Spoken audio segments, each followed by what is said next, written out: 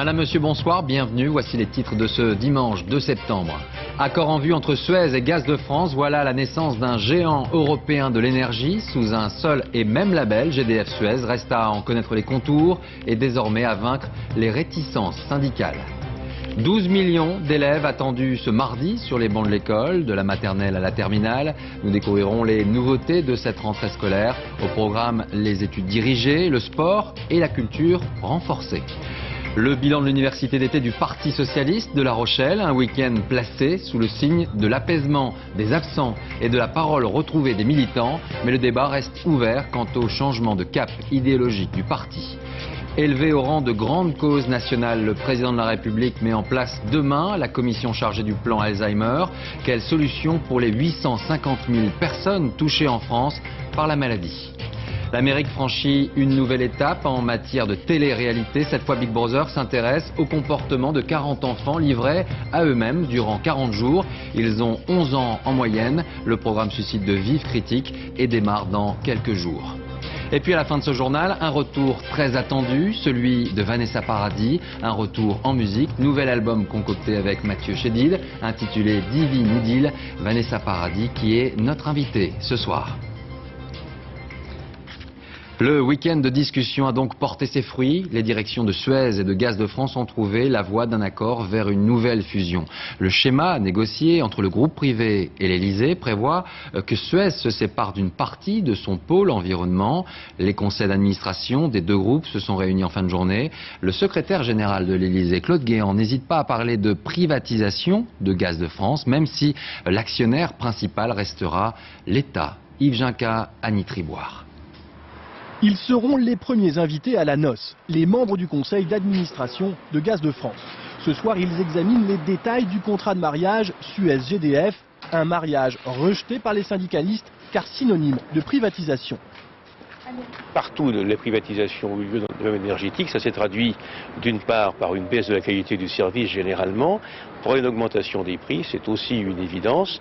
Et tout ça, bon, c'est des choses qu'on peut difficilement accepter. L'accord finalisé cet après-midi est clair. Pour s'unir à armes égales avec GDF, Suez, géant de l'énergie, doit se débarrasser de son pôle environnement. La fusion pourrait alors avoir lieu entre égaux. La nouvelle entité deviendrait le 4e groupe énergétique mondial, chiffre d'affaires 70 milliards d'euros. L'État y détiendrait 34% des parts. Ce soir, l'Elysée assume la privatisation de Gaz de France. C'est une gestion privée, mais dans laquelle l'État est de loin le premier actionnaire. La France pourrait donc compter prochainement un deuxième champion énergétique aux côtés d'EDF, ce qui réjouit la ministre de l'économie. Je crois que chaque fois qu'il y a de la concurrence, c'est une bonne chose. Le fait que nous ayons deux grands acteurs mondiaux dans le domaine de l'énergie, électricité, gaz, est aussi une bonne chose et ça nous donne une force de négociation bien supérieure lorsqu'il s'agit d'aller négocier. Ce nouvel accord de fusion débloque en fait un dossier enlisé depuis 18 mois, car les fiançailles entre Suez et GDF ont été longuement contrariées. Annoncé par le précédent gouvernement, le projet de fusion est d'abord contesté dans la rue. Puis au Parlement, où l'opposition dépose une montagne d'amendements. À l'époque, Nicolas Sarkozy hésitait. Finalement, jeudi dernier, il a proposé sa solution. J'ai proposé à Suez de fusionner ses activités énergétiques avec Gaz de France. Si, comme prévu, les administrateurs donnent leur feu vert, lundi matin, les deux entreprises devraient annoncer leur mariage. Autre déclaration du jour, et c'est une confirmation, le gouvernement prépare un plan de rigueur qui est pour l'essentiel destiné à la fonction publique, un plan qui répond aux engagements du président de la République et qui a été confirmé ce soir à nouveau par la ministre de l'économie, Christine Lagarde. Elle était l'invitée du grand rendez-vous sur Europe 1. Bien sûr que nous préparons un plan de rigueur, mais ce plan de rigueur, il est destiné à la fonction publique pour l'essentiel. Pourquoi? Bien parce que dans le cadre des dispositions que nous prenons, nous souhaitons maintenir une parité entre nos dépenses et nos recettes. Et clairement, dans ce cadre-là, le président de la République a pris un engagement qui consistait à ne pas remplacer tous les fonctionnaires qui partent à la retraite. Sur l'année 2007, c'est près de 23 000 postes qui ne seront pas remplacés. Et sur l'année 2009, le président de la République s'est engagé à tenir l'engagement 1 sur 2. Voyons maintenant si les absents ont toujours tort à La Rochelle. Ce week-end, lors de l'université d'été, les ténors du Parti Socialiste, vous le savez, se comptaient sur les doigts de la main. Une situation qui n'a pas gêné les militants, nombreux au rendez-vous. Ils ont pu s'exprimer, donc débattre de la refondation. Si rien ne semble vraiment réglé, les querelles de personnes ont en tout cas été mises de côté. Un homme a cependant retenu l'attention. Lui s'était déplacé, c'est Bertrand Delanoë. Sur place, le reportage de Jeff Wittenberg et Lionel Langlade. La Rochelle 2007 se résumera peut-être en quelques photos. De gauche à droite, Sandrine Mastier, Najat Belkacem, Benoît Hamon, Razi Hamadi. D'abord cette jeune garde que la direction du PS veut mettre en avant. Vous verrez, il y a quelques caméras, quelques photographes. La photo du patron ensuite, ce François Hollande dont c'est peut-être la dernière université d'été du PS en tant que numéro 1, avec ses rites, petit café à la buvette comme chaque année. Comme chaque année aussi, l'arrivée dans une salle bondée de militants. Grosse différence pourtant dans ce cru 2007, ni les éléphants on le savait, ni même les jeunes lions comme Arnaud Montebourg ou Manuel Valls ne sont là. Les seules têtes d'affiche sont Bertrand Delanoë, Michel Rocard, Jean-Marc Ayrault. Ségolène Royal, absente elle aussi, est saluée par François Hollande. Première pique contre les rénovateurs, ceux qui veulent changer le logiciel. Le Parti Socialiste n'est pas un logiciel, c'est une construction humaine. Ce n'est pas un disque dur, qui deviendra d'ailleurs vite un disque rayé. Le refrain qui fonctionne toujours, en revanche, François Hollande le sait, c'est l'attaque contre Nicolas Sarkozy, humoristique de préférence. Nicolas Sarkozy est venu dans un hypermarché de Bois d'Arcy, pensant que sa seule présence aux caisses va lutter contre la hausse des prix. Il se rendra bientôt dans une agence de la NPE pour lutter contre le chômage, dans une agence immobilière pour faire baisser les prix et des loyers. Applaudissements de rigueur, même si Bertrand Delanoë de la vie générale, tête d'affiche la plus en vue du week-end, ne souhaite pas donner son avis sur le discours. Quant aux militants, beaucoup d'entre eux n'ont pas le moral. Est-ce que nous sommes capables de parler ensemble, d'avancer? On n'oublie pas qu'on a perdu 3 dernières échéances importantes, qu'il n'y a plus de vie dans les fédérations. François Hollande a néanmoins évité la crise au grand jour que beaucoup pronostiquaient. Le PS doit maintenant retrouver un projet et surtout un leader reconnu par tous. Certains ont déjà regagné les bancs de leur classe la semaine dernière, mais pour la plupart des 12 millions d'élèves, il s'agissait du dernier week-end de vacances. Le grand jour, c'est pour ce mardi, à chacun sa méthode pour préparer le rendez-vous. Pour certaines familles nombreuses, tout cela réclame un minimum d'organisation. C'est le cas notamment lorsque l'on a 8 enfants. Reportage près de Cambrai, dans le Nord, Laurence Cuvillier et Christian Leroux. Le désordre n'est pas permis quand on vit à 10 dans 80 mètres carrés. Pour les 7 enfants qui vont à l'école cette année, les devoirs, ce sera tout le monde sur la même table. Comment vous faites pour pas vous y perdre dans vos affaires? Eh ben, on a chacun notre couleur de cahier. Donc moi c'est vert. Après mes frères, c'est rouge, jaune, bleu. Chacun sa couleur, impossible donc de refiler des affaires aux petits frères. Et c'est la maman qui choisit presque tout en s'y prenant dès la mi-juillet. Je préfère faire les courses toute seule, être tranquille. Je les emmène juste pour essayer les chaussures. Et par contre, j'ai ma maman qui va m'aider pour recouvrir les livres. Car la rentrée, c'est une 50aine de livres à recouvrir. 1 200 € pour équiper et rhabiller tout le monde. Et beaucoup d'énergie pour nourrir les petits ogres qui rentrent à la maison le midi. Ça fait 2-3 kilos de frites par repas, mais comme ils sont petits, après ça va grandir, il faut compter 4 à 5 kilos. Les repas se font en 2 services, les petits d'abord, les grands ensuite. Je fais leur repas avant de partir, vers 10h30, 11h. Parce qu'à midi moins 20, je vais chercher les petits à l'école à pied. Les grands reviennent du collège vers midi et demi, 2h moins 20, on est reparti pour l'école.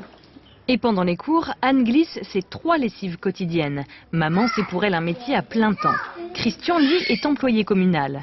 Heureusement, les plus grands jouent déjà au baby-sitter. Je leur change la couche, je les lave et puis je les habille. Allez, une dernière sortie avant la rentrée. Flavien, Bastien, Adrien, Marien, Émilien, Victorien, Félicien, Octavien, le comptillé pour le match de foot. Hey, go, go! Vous n'avez pas l'air trop stressé par la rentrée? Non, on commence à avoir l'habitude maintenant. Et puis, de toute façon, il faut le faire. Hein. Donc, on n'a pas le choix. 4 enfants sur le terrain et le reste allez les verts au fan club. Allez, non, réagis. Et cette rentrée comptera un certain nombre de nouveautés. L'accent a été mis sur le sport, la culture ou encore l'enseignement d'une langue étrangère dès le CE1. Des objectifs qui suscitent des réserves. À quoi va donc ressembler cette rentrée 2007? Les explications de Florence Griffon. Il va y avoir du sport à la rentrée. D'abord parce que les écoliers auront droit à 1 heure supplémentaire d'éducation physique chaque semaine, en plus des 3 heures prévues dans les programmes. Ensuite, parce que les syndicats pourraient bien appeler les enseignants à marcher dans les rues. 5000 postes sont supprimés dès cette rentrée, 11 200 en 2008, principalement des départs à la retraite non remplacés. Collèges et lycées paieront le plus lourd tribut. Les écoles primaires, en revanche, devraient bénéficier de 700 créations de postes. Autre nouveauté au primaire, l'enseignement d'une langue étrangère, obligatoire dès le CE1. Les enfants handicapés feront l'objet d'une attention particulière. 2700 nouveaux auxiliaires de vie scolaire viendront les accompagner en classe. La carte scolaire, elle aussi, évolue. Sur les 13 500 demandes de dérogation, 72% ont été satisfaites. L'objectif du ministre est la suppression pure et simple du dispositif en 2010. Pour que les élèves ne soient plus livrés à eux-mêmes après la classe, les collèges situés en zone d'éducation prioritaire devront mettre en place 2 heures d'activité dirigée 4 fois par semaine. Des activités sportives, culturelles ou des études dirigées. Enfin, conformément aux vœux du président, tous les lycéens devront lire la lettre de Guy Môquet le 22 octobre prochain. Ce résistant communiste a été fusillé à 17 ans par l'occupant allemand. D'autres lettres de résistants pourront l'accompagner.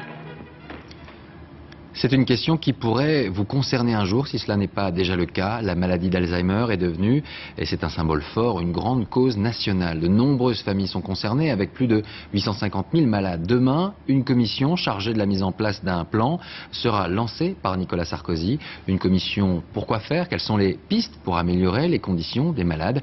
Début de réponse avec Sophie Mézel et Philippe Turpot. Le rythme des repas, l'un des derniers repères de leur vie chahutée par la maladie. Ils sont de plus en plus nombreux dans les maisons de retraite à souffrir d'Alzheimer, une maladie dégénérescente qui peu à peu et inexorablement dévore la mémoire. Je n'avais pas eu de nouvelles depuis presque 3 mois, 6 mois. Non. Il était là il n'y a pas longtemps et là il est en vacances pour 3 semaines. C'est qui est venu vous voir hier? C'est Agnès. Il n'existe aucun traitement préventif de cette maladie. Tout juste peut-on en retarder l'apparition ou traiter certains symptômes. Dans la maladie d'Alzheimer, il peut y avoir des crises. À ce moment-là, ça calme un peu les effets. Donc les patients paraissent un petit peu plus calmes et donc un peu plus adaptés. Alzheimer est aujourd'hui la première cause de dépendance lourde chez les personnes âgées. Et la maladie progresse de façon spectaculaire, notamment en raison du vieillissement de la population. Elle touche déjà 850 000 personnes en France, mais à raison de 220 000 nouveaux cas chaque année, il y aura 1 300 000 personnes atteintes d'Alzheimer en France d'ici 2020. C'est pour répondre à cette urgence que le président Sarkozy a fait de la maladie l'une des priorités de son mandat. Il installe dès demain une commission Alzheimer en charge d'élaborer très rapidement un plan national. On sait d'ores et déjà que priorités seront données aux efforts de recherche médicale, à la détection plus précoce de la maladie ainsi qu'à l'amélioration de la prise en charge des patients. Le plan Alzheimer devrait être financé par une franchise médicale qui entrera en vigueur en 2008. Dans le Lot, à Cahors, l'enquête se poursuit après l'arrestation hier des 4 membres présumés d'ETA. La perquisition à leur domicile a repris ce matin. Les policiers y ont découvert de nombreux éléments servant à la fabrication de bombes. Muriel Saga et David Bress. Les 4 membres de l'ETA interpellés hier sont toujours dans cette maison car la perquisition n'est pas terminée. Toute la journée, les inspecteurs ont continué leur travail minutieux de saisie. Des dizaines de sacs plastiques, des ordinateurs ont été sortis de la bâtisse, transformés en véritable laboratoire de fabrication d'explosifs dans ce quartier si paisible de Cahors. À l'intérieur, une bombe ventouse que l'on place sous les véhicules prêts à l'emploi, des cuves pouvant servir de réservoir à explosifs. De l'avis du vice-procureur de la section antiterroriste de Paris, de quoi faire sauter tout un quartier. Cet homme barbu est le principal artificier de l'ETA, sans doute à l'origine de l'attentat meurtrier à l'aéroport de Madrid en décembre dernier. Les 3 autres sont suspectés d'avoir séquestré un couple espagnol et son enfant afin de commettre un attentat avec leur véhicule. Pour l'interpellation de terroristes, la loi prévoit 96 heures de garde à vue. Quoi qu'il en soit, les 4 membres de l'ETA, retenus à Cahors depuis hier matin, devraient être déférés dans la soirée au parquet de la section antiterroriste de Paris. À l'étranger, cette décision, très attendue par la communauté internationale. La Corée du Nord a accepté le démantèlement total de ses programmes nucléaires d'ici la fin 2007. Un accord trouvé après des années de pourparlers entre Washington et Pyongyang. Les détails avec Jean-Marc Ilouz. C'est peut-être un tournant. Tout à l'heure à Genève, Christopher Hill, le diplomate américain qui négocie à plein temps avec la Corée du Nord, a fait une annonce inhabituelle. La République populaire de Corée du Nord fournira un état complet de ses programmes nucléaires et démantèlera ses programmes d'ici la fin de l'année. Des termes repris à l'identique par le chef de la délégation nord-coréenne. D'autres rencontres devront détailler les modalités d'un accord qui doit être avalisé par 6 pays, dont la Russie, la Chine et le Japon. Dans le passé, la très stalinienne République démocratique de Corée du Nord est souvent revenue sur ses engagements. Tout comme le président Bush a dû renoncer à isoler cette dictature voisine de la Chine après la réussite de son premier essai nucléaire en 2006. Une performance jugée d'autant plus inquiétante que les capacités balistiques de la Corée du Nord sont établies. Elle a même lancé un missile longue portée par-dessus le territoire japonais. La Corée du Nord, dont les 20 millions d'habitants connaissent régulièrement la disette, vient d'être ravagée par des inondations. Ses immenses besoins en fuel lourd et en céréales auront peut-être cette fois pesé plus que par le passé dans la négociation. Au Liban, cela fait des semaines que nous vous parlons du camp de réfugiés palestiniens de Nar el-Bared, dans le nord du pays. Eh bien, les combats entre l'armée et l'organisation intégriste du Fatah al-Islam ont cessé aux premières heures du jour. Des combats qui ont fait depuis le 20 mai dernier plus de 300 victimes.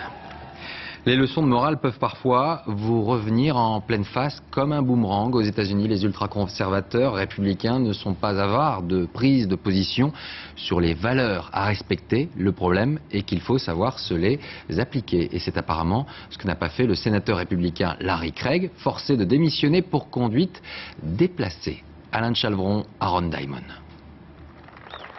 Et voilà Larry Craig qui descend de son piédestal. 17 ans au Sénat, la plus prestigieuse assemblée aux États-Unis, et une fin lamentable et sordide dans des toilettes d'aéroport.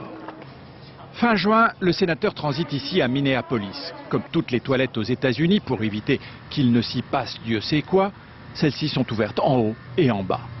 Ainsi que cela a été reconstitué avec un plaisir non dissimulé par toutes les chaînes de télévision, le sénateur passe alors son pied vers les toilettes voisines. Un signal, paraît-il, sans ambiguïté qu'il est partant pour une aventure homosexuelle. C'est un délit aux États-Unis et pas de chance dans les toilettes voisines. En fait, c'est un policier en civil posté là, c'est à peine croyable, pour piéger les candidats.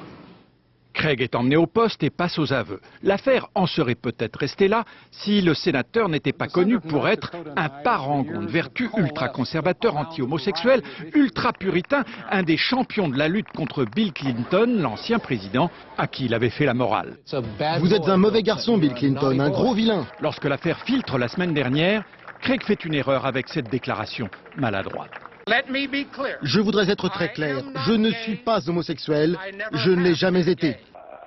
La police alors sort l'enregistrement de ses aveux diffusés en boucle sur les chaînes de télévision. Son compte est bon, lâché par tout le monde.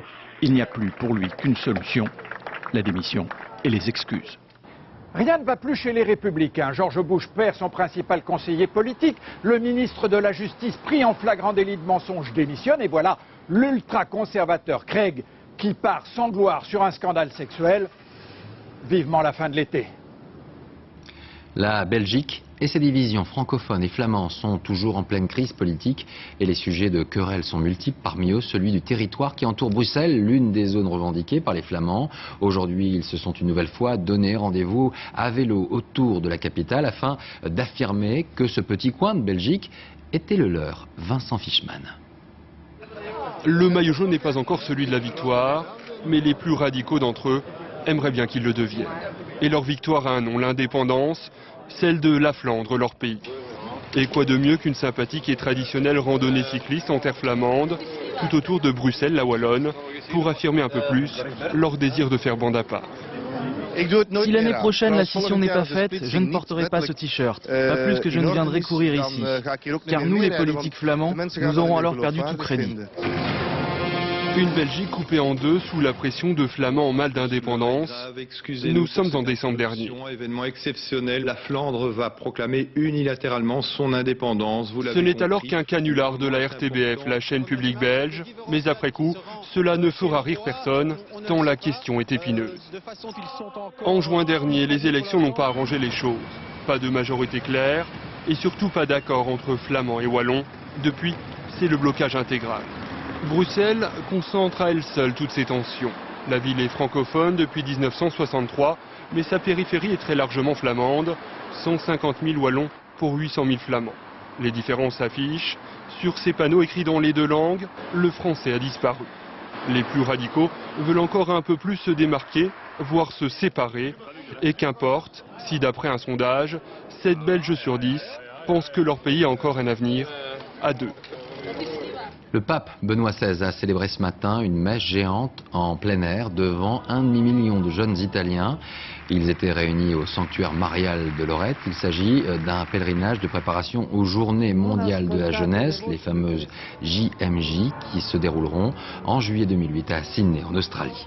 Aux États-Unis, voici une nouvelle étape franchie dans la télé-réalité. Kids Nation, c'est le nom du programme qui sera dans quelques jours sur les écrans de la chaîne CBS. Les héros placés sous le regard des caméras auront cette fois 11 ans en moyenne. Un programme qui provoque là-bas la polémique. Reste à vous faire un avis en découvrant à quoi il va ressembler. Alain Chalvron, Aaron Diamond. Imaginez un village de western perdu dans le désert du Nouveau-Mexique à l'époque de la conquête de l'Ouest. Et imaginez que ce village ne soit peuplé que d'enfants de 8 à 15 ans, 11 ans d'âge moyen, livrés à eux-mêmes. Eh bien, c'est Kid Nation, la nation des enfants, la dernière émission de télé-réalité de CBS. Avant même sa mise à l'antenne, elle fait couler beaucoup d'encre. Si l'exercice se limitait à observer comment une quarantaine d'enfants organisent leur propre société, il n'y aurait guère de problème. Ce serait même instructif et rafraîchissant. Tu n'es pas notre dictateur, notre policier, notre autorité. C'est une démocratie ici, et tu n'as pas le droit de nous punir. Ça se gâte lorsqu'on demande à ces enfants d'exécuter des tâches réservées en principe aux adultes. La cuisine, par exemple. Ou s'occuper des bêtes, tout ça sous l'autorité des grands, pas toujours responsables. Un adolescent a uriné dans la gamelle d'un plus petit. 4 enfants ont bu de l'eau de Javel et une fille a été brûlée au visage. Rien d'étonnant dès lors que des bouts de chou aient eu du vague à l'âme après plusieurs semaines de tournage. Ce qui me manque vraiment, c'est mon frère, parce qu'il est dans une chaise roulante. Les enfants pouvaient s'en aller quand ils voulaient. S'ils avaient trop le cafard, ils pouvaient rentrer chez eux. Soit, mais la plupart sont allés de l'avant, coûte que coûte, car il y avait 5 000 $ à la clé. Les parents ne devraient pas vendre leurs enfants pour de l'argent. Ils devraient protéger leurs enfants et ne pas permettre leur exploitation. Les lois sur la protection des enfants devraient interdire cela. Reste qu'au bout du compte, malgré les hauts et les bas, les enfants ont plutôt apprécié. Les enfants peuvent faire une société meilleure et en même temps cool. C'est incroyable. Ça, c'est un vrai argument. Sport, football, l'Olympique de Marseille se déplaçait au Parc des Princes pour le grand classique de la Ligue 1. Un match très attendu et Paris et Marseille se sont séparés sur un match nul, 1 but partout. Nathanaël de Rinxin. C'est un des matchs les plus attendus de l'année, rarement un des meilleurs. Une fois n'est pas coutume, ce soir Paris et Marseille sont partis avec de bonnes intentions en plus de leur motivation. 11e minute, Djibril Cissé chipe la balle au nez et à la barbe de Michael Landreau. L'OM, peu à l'aise au Vélodrome, prend l'avantage au Parc des Princes. Ça commence fort. Les supporters du PSG n'ont pas le temps de s'inquiéter. 7 minutes plus tard, Peggy Luindula, d'un habile coup de tête, égalise. Le classico du championnat de France tient toutes ses promesses. 2 buts en 8 minutes. Le président de la République a bien fait de venir. Le spectacle est là. Malheureusement, la suite de la rencontre baisse en intensité. En deuxième mi-temps, Marseille laisse passer sa chance, même si Michael Landreau, le gardien parisien, leur donne un sérieux coup de main. Score final 1-1, le président a apprécié. Tout s'est bien passé dans le stade, et sur le terrain où pour une fois les joueurs se sont quittés bon copain. Et ce soir, dernière rencontre de la 7e journée, Nice affronte le Racing Club de Lens. Hier, l'AS Nancy-Lorraine a confirmé son excellent début de saison en battant 2-0 Saint-Etienne. Lyon s'est imposé finalement 3-2 face au Mans. Nancy occupe la tête du classement et Metz ferme la marche. Marion Bartoli est la nouvelle numéro 1 française du tennis féminin, mais elle n'a rien pu faire cet après-midi face à l'américaine Serena Williams en 8e de finale de l'US Open. La jeune française s'est inclinée en 2-7, 6-3, 6-4. Elle réalise tout de même sa meilleure performance dans le tournoi américain. Dans quel état de forme seront les athlètes français dans 340 jours 340 jours, c'est le temps qu'il leur reste pour préparer les Jeux Olympiques de Pékin. Et si l'on regarde les résultats obtenus lors des mondiaux d'Osaka, on peut légitimement s'inquiéter. Bilan français, bilan des autres nations. Voici le résumé de ces mondiaux japonais avec Manuel Tissier et Yann Moine. La campagne du Japon a bien failli tourner au fiasco. À Osaka, les Bleus n'ont pas tenu le rythme. Les favoris tricolores ont même pris un coup sur la tête. Dès lundi dernier, Mehdi Bala a dit adieu à son rêve mondial à cause d'une faute de débutant. Et Younis Barber, le même jour, s'est enlisé dans le sable des qualifications. Pour Christine Aron et Ladji Doucouré, c'est un peu moins grave. La Française est tout de même 5e d'un 100 mètres très relevé et le champion du monde en titre du 110 mètres haies manque la finale par excès de confiance. C'est chiant, mais c'est la loi du championnat. Je me suis fait avoir. Non, je n'ai pas d'excuse. J'ai passé à côté quoi. De toute façon, je sais très bien que c'est ma faute. Hein. C'est ma faute à 100%. Le vent a tourné à Osaka. Diniz, vice-champion du monde du 50 km marche, éclaire une discipline longtemps ignorée. Et Romain Ménil brise avec sa médaille d'argent une spirale d'échecs au niveau mondial. Ces deux trentenaires sont les nouveaux leaders de quelques jeunes prometteurs, symbolisés par la rage de Leslie Jones, finaliste du 400 mètres et recordman de France. Mais la chasse aux médailles est un combat. 203 pays qui participent, entre 40 et 45 à chaque fois qui repartent avec des médailles. Donc il n'y en a pas pour tout le monde et il faut se battre pour aller le chercher. Oui. Dans le grand show mondial, la France n'a pas encore trouvé son Tyson Gay, sprinter 3 fois titré et patron d'une Amérique dominante. Ou sa Carolina Klüft, couronnée pour la 3e fois à l'heptathlon. Et même si aucun record du monde individuel n'est tombé, les émotions fortes ont parfois fait tourner les têtes. Alors malgré tout, vive la transe. Cinéma, Georges Clooney est un acteur au charme irrésistible. C'est ce qu'a déclaré la ministre de la Culture, Christine Albanel, en lui décernant en fin d'après-midi les insignes de chevalier des arts et lettres. L'acteur américain qui est en France aujourd'hui pour présenter son dernier film, Michael Clayton, au Festival de Deauville. Un film engagé qui a été refusé par les grands studios hollywoodiens et qu'il a donc décidé de produire lui-même. Pascal Deschamps, Frédéric Capron. Avec 12 minutes de retard seulement sur l'horaire prévu, le jet privé en provenance de Venise dépose la star sur le sol français.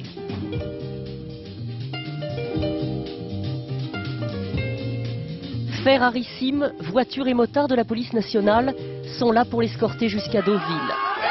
Car partout où il passe désormais, Georges Clooney attire une foule considérable, d'autant plus considérable qu'il fait partie de ceux, pas si nombreux, qui ne dédaignent pas de s'y frotter.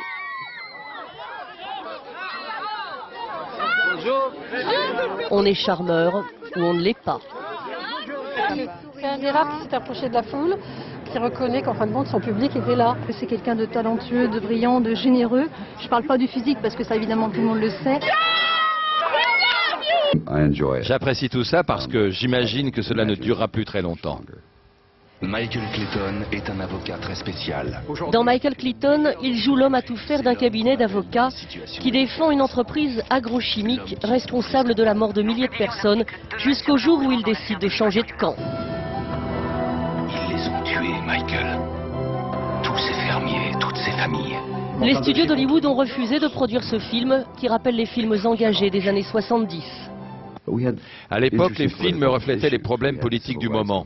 Les droits des Noirs, des femmes, la révolution sexuelle et bien sûr la guerre du Vietnam. Il y avait des combats à mener. Aujourd'hui, on se mobilise pour de nouvelles causes et on refait des films politiques. Certes, les gens sont moins en colère qu'à l'époque, ce qui m'étonne car les inégalités, elles sont de plus en plus grandes. Mais bon, c'est en train de bouger, je crois. Tel est Georges Clooney qui, comme Redford dans son temps, incarne à la fois la séduction et l'engagement politique, alors qu'il pourrait se contenter de sourire et d'engranger les millions. Musique, 20 ans déjà qu'une jeune adolescente nous chantait Joe le taxi. Et puis il y a eu des rencontres, Gainsbourg, Kravitz et aujourd'hui Mathieu Chédid alias M, Vanessa Paradis, revient en chanson, une divine idylle qu'elle nous racontera dans un instant. Avant cela, quelques notes de cette pop légère et profonde avec Olivier Lenuzza. 7 ans. Il lui aura fallu 7 ans de réflexion avant de sortir son 5e album.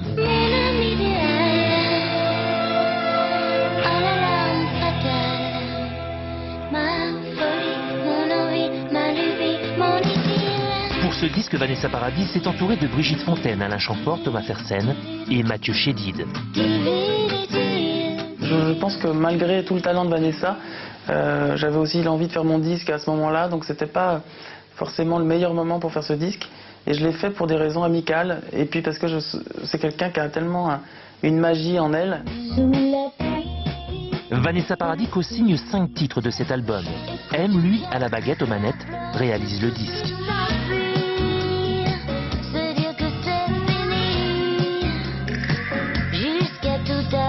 Vanessa, les hommes, une longue histoire. Mathieu comme un trait d'union à Serge. Mais c'est vous qui l'avez voulu, mon amour. Monsieur Gainsbourg, le protecteur d'une petite Lolita montée en 1987 dans un taxi.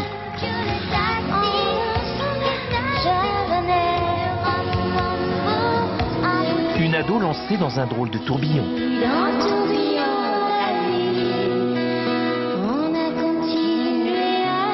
En compagnie de Jeanne Moreau, au Festival de Cannes. 20 ans d'émotion de carrière, 20 ans déjà. Vanessa Paradis, une passion française, une divine idylle, titre de ce nouvel album.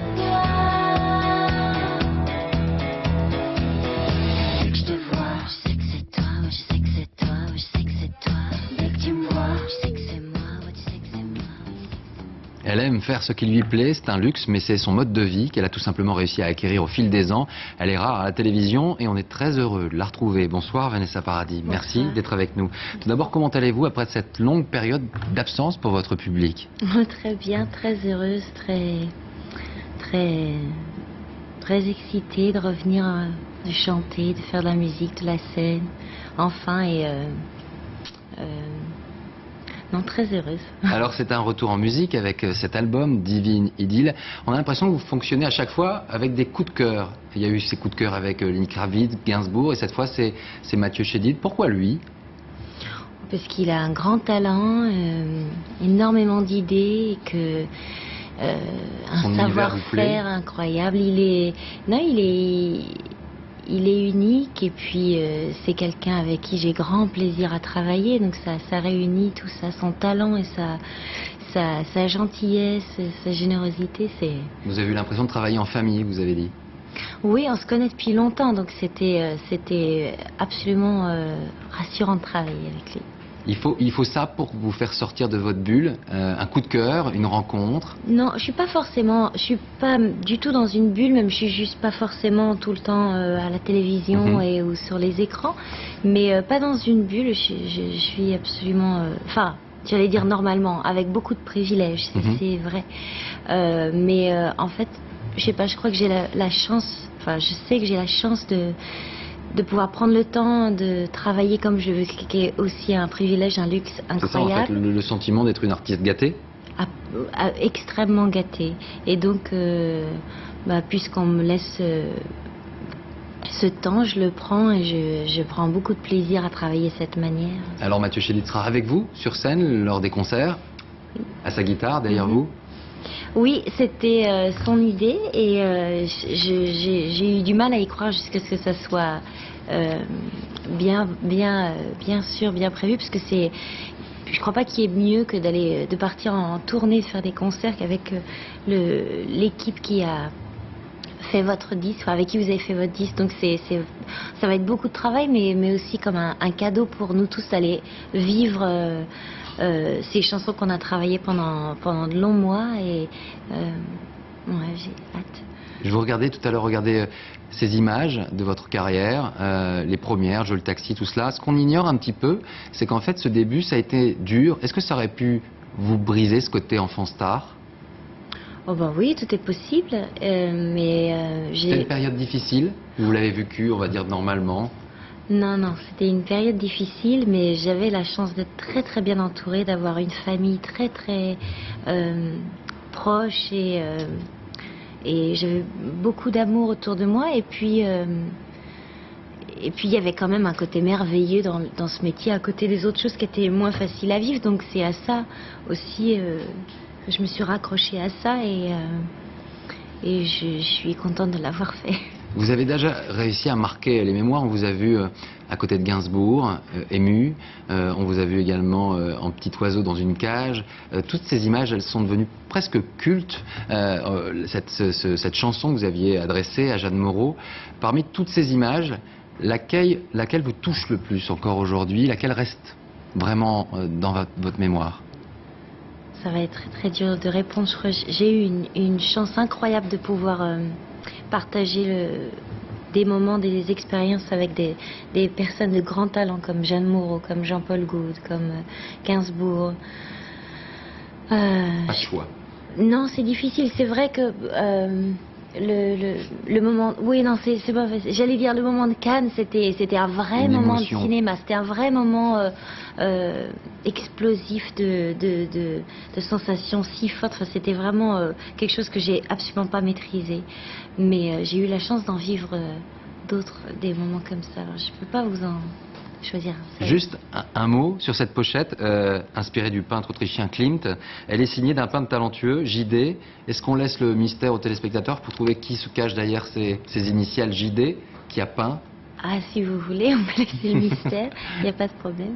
C'est votre époux qui a effectivement fait ce tableau? Oui, il a aussi ce talent-là. Une vraie passion, la peinture également pour lui? Oui, oui, et il est très, très humble par rapport à cette expression qu'il a, mais il est très très très fort et moi, je suis heureuse qu'il ait bien voulu me faire ce cadeau. En tout cas, une très belle pochette et un très joli album. Merci beaucoup, Vanessa Paradis, d'être venue sur le plateau. Merci beaucoup. Je rappelle le nom de votre nouvel album, donc Divine Idylle, et vous serez en tournée à partir du 26 octobre, je crois. C'est ça. Merci. Avant de terminer ce journal, l'image du jour, c'est celle de ces négociations qui ont fini par aboutir entre dirigeants de Suez et de Gaz de France. La fusion entre les deux entreprises devrait être annoncée dès demain. Voilà pour l'actualité de ce dimanche. Merci de l'avoir suivi. Ne manquez pas à 20h50 le 5e élément avec Bruce Willis. Dans un instant, la météo, Isabelle Martinet. Demain, 13h, vous retrouvez Élise Lucet. Et à 20h, bien sûr, David Pujadas. Passez une très belle semaine et une bonne soirée.